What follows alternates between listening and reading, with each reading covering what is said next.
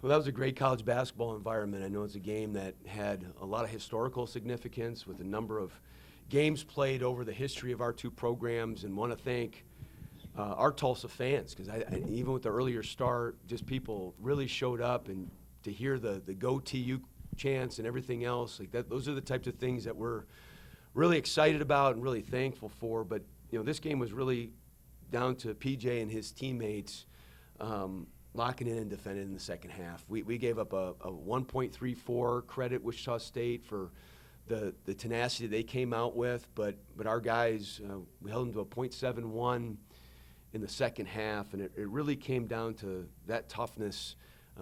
PJ diving on the floor, Isaiah another one.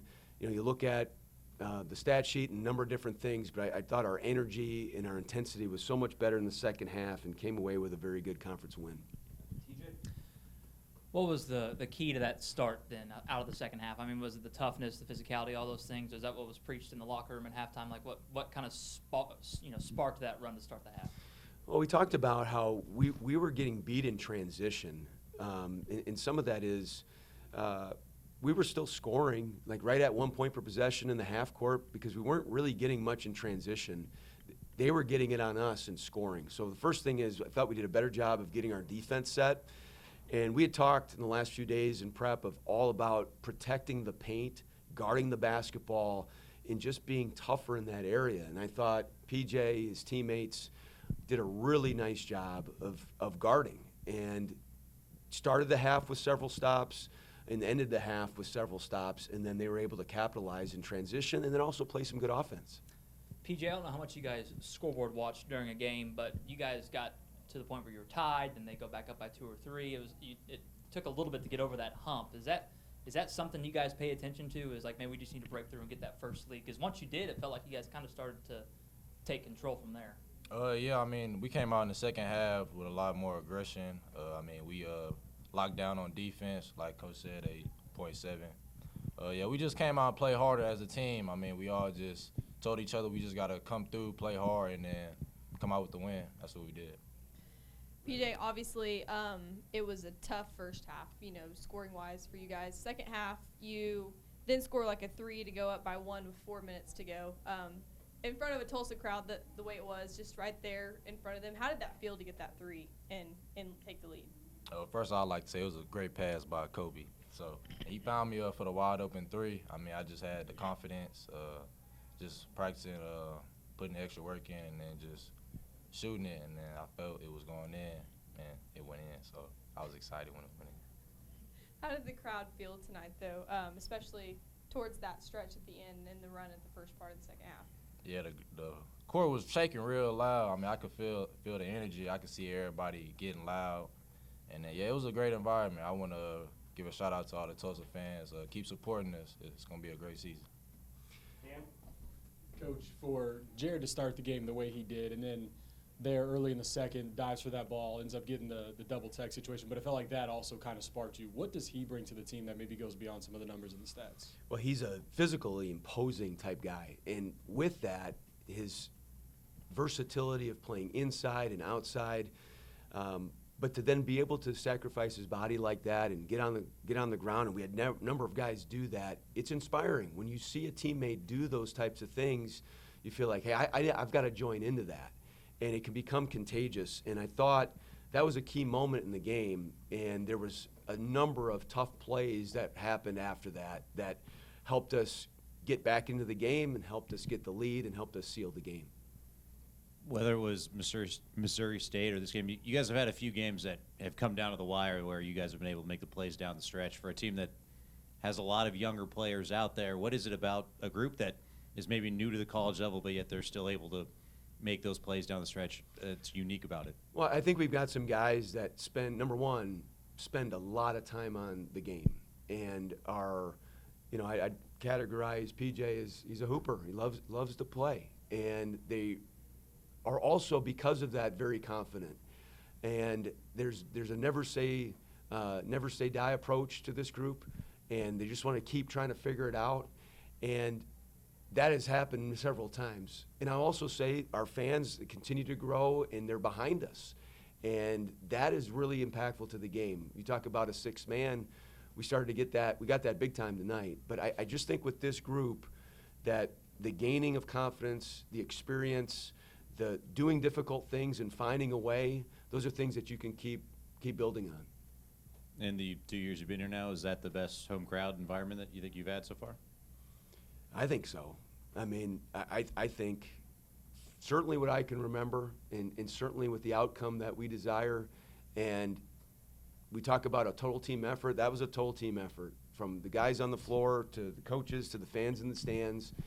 This was a total team effort out there. So thank you, everybody.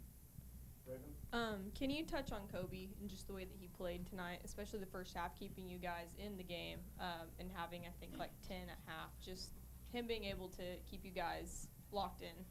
Yeah, he was able to find some spots, and his teammates did a nice job of finding him.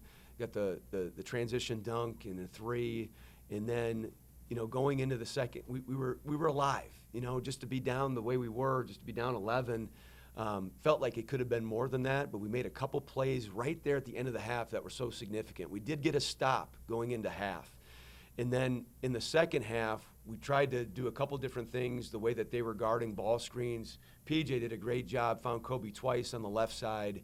They found each other. Him then returned the favor to PJ and that three that you mentioned earlier. But we've got a great group of guys that have each stepped up at different times. And I think PJ and Kobe together, just they're such a good complement of each other. Their games are just really mixed well. PJ, you think these new jerseys are kind of like a lucky color for you guys here at home now? Man, yeah, I think so. I like the goals, real. It compliments everybody on the team. And plus, we 2-0, so yeah, it might be a fact. PJ, y'all have had a lot of these kind of crazy games with big swings and everything. And with y'all being somewhat young, how does that help maturation? And do you feel like you're kind of more comfortable in these than you were maybe in November and December? Yeah, I mean, I think for me the game has slowed down a little bit as I play more. But I think as a team, we starting to figure out, like, our roles, I think, like, as we each progress throughout the season. But I think we starting to gel a lot more than we was in November, and I think the coaches and us and the fans are starting to see that. TJ? Coach, there was a lot of talk about history coming into this one, the historic nature of the game, the rivalry itself. Did it feel that way? Did it feel like a rivalry on the floor tonight? I think so. I mean, you can just feel like Wichita State travels well. They brought some fans too, and you can just feel the energy in the building. And it's a game that anytime that you have that statistic that this is the game that's been played more than any other between the two schools, you just know that there's something a little bit extra in that. So I love games like this. I love it for us. I love it for our fans, for our school, to have something that kind of grounds you over time. We talked earlier before the game that we're the 113th team in TU history. It's only going to be one of us. So we just want to continue to improve and do something special for this group.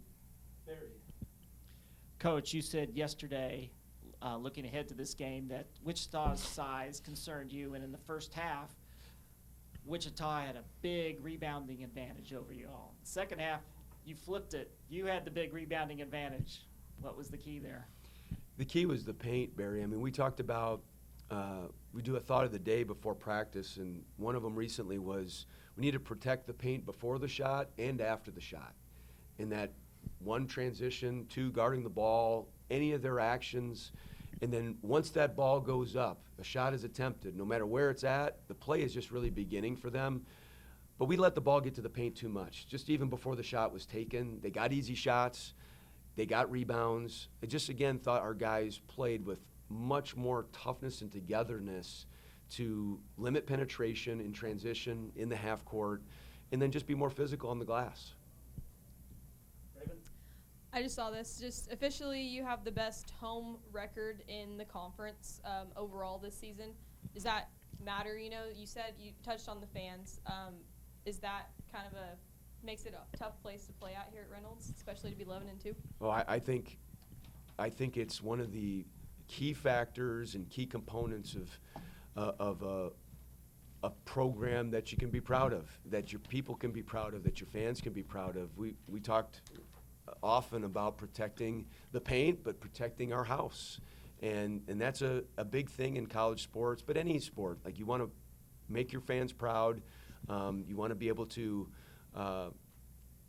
not let anybody come in here and get the better of us. They did for the first half, and fortunately for us, we were able to really turn the tides and get it going and have a really good second half. And again, it's to these guys and their effort on the floor, but I thought the fans were keyly important to that. Bill? Eric, I just got here, so I apologize if you addressed this or were asked about it. But with regard to the marketing of the program, and if you could bundle the game performance and the building tonight, is this the best? This the best night you think you've had here in a year and a half? Yeah, I will. I'm glad you repeated it, because I'll say it again. It was awesome, and the people were great. The players fed off of it. You can feel the energy in the building. It's growing. It's exciting. And I think so much of it, I know this, it's these guys. I've said it many times, we're not dull. You know, we have a lot of moments that they play with great energy, they play for each other, and this is a basketball town. People recognize that, and it's an exciting group of guys with the youth that we can keep building. But I thought our fans were sensational here tonight. And you got a little momentum now. It's not 5 in a row yet, but it just feels like you're in such a different place than that Sunday we were here, and it was so cold. You remember? And Weather was nice outside today, wasn't it? Oh, well, yeah. You think it's a metaphor? I don't know. Yeah, perfect weather. I just know it was a great day. Yep. Anything else, guys? Thank you. Thank you, everybody. Appreciate y'all. Thanks, coach.